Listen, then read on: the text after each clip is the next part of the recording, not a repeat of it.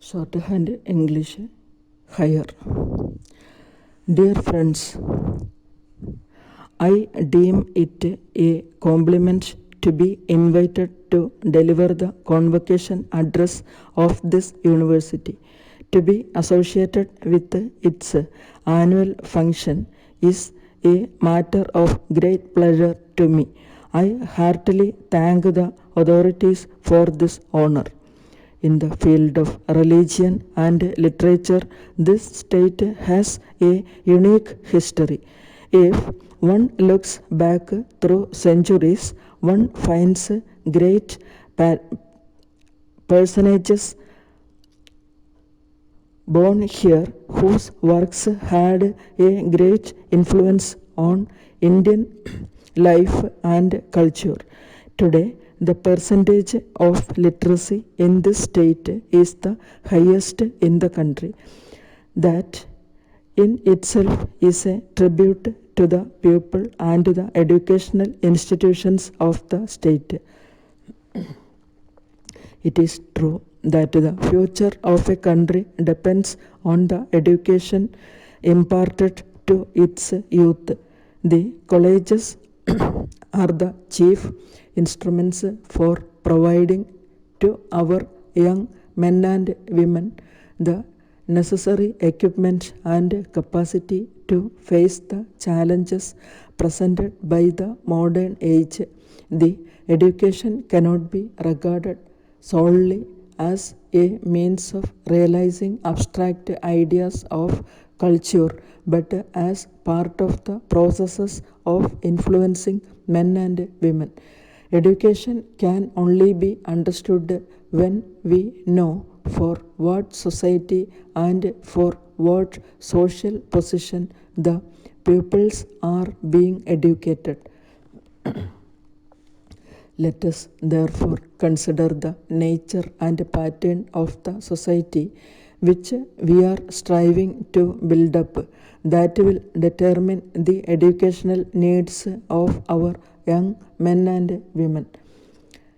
It is worth remembering that during the freedom struggle in this country, our leaders who were engaged in the fight to throw off the foreign yoke were all along devising what shape our national life should take.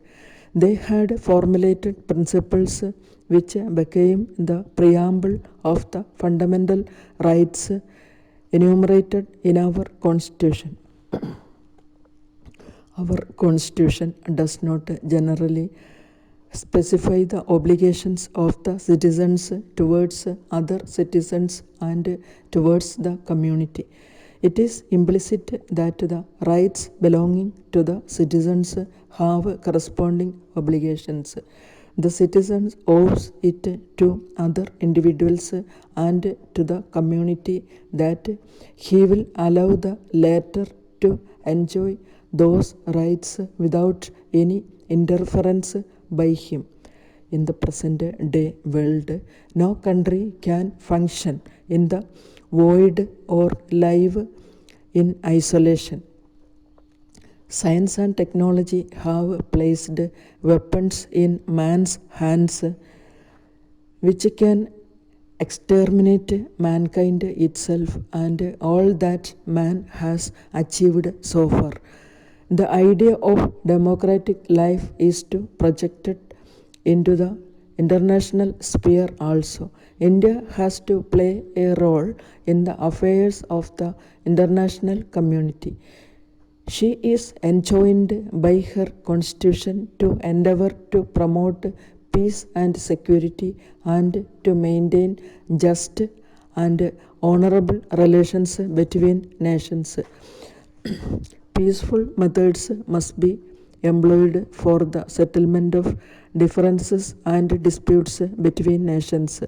The rule of law must prevail, which is an indispensable condition for the progress of the country and for securing peace in the world. I have referred to the necessity of peace in the world with a purpose. It is against the background that educational needs of our youth must be determined. By education, the minds of the youth should be attuned to accept social order. Education must generate a feeling of oneness in the hearts of the student community. One of the chief ideals set forth in our Constitution is to promote among all the citizens fraternity, assuring the dignity of the individuals and the unity of the nation. This realization must be an integral part of the thinking of everyone and must commence from the student stage. Education today has many aspects.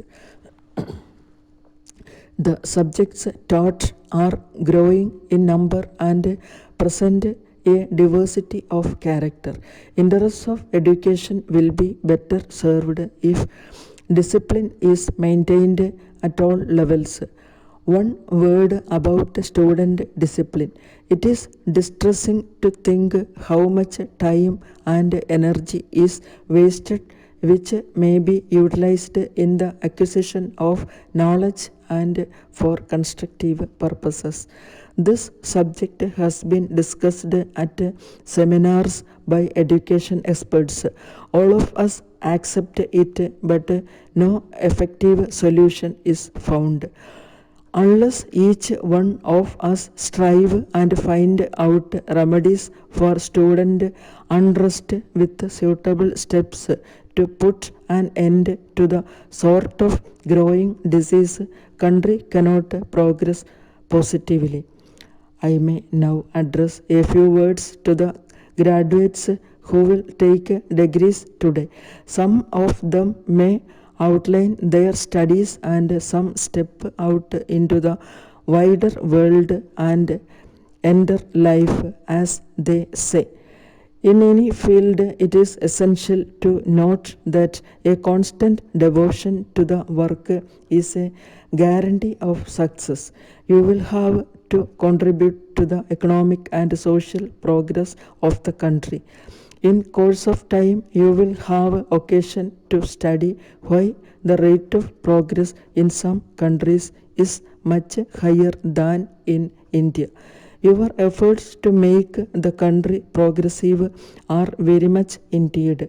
It must also be remembered that India has gained its position in the world only as a result of what our leaders worked for without recourse to violence. It will be an achievement if you go into this world with a message of peace and friendship. With the best wishes, Jai Hind.